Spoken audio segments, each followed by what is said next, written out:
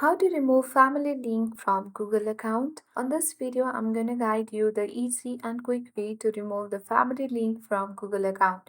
So watch the video till the end so that by the end of the video, you'll learn how to do it.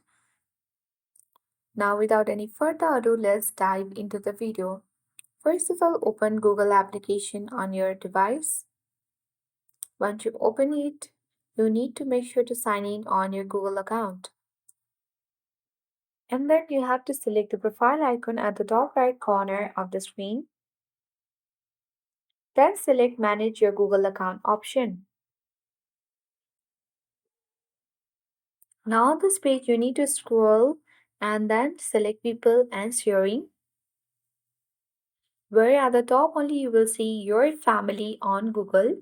So as you can see that we don't have any family members here on Google account, but if you have any and you are the manager of it, then you can simply select Manage the family on Google button, and once you open it you can simply tap on remove any family members you want to remove from the family link on Google account. And once you have done that, you have to enter your password in order to confirm your account, and once done you can successfully remove the family link from Google account by tapping on remove button. So that's how we easily do it. I hope this video was helpful. If it was, then do like, share and comment on this video.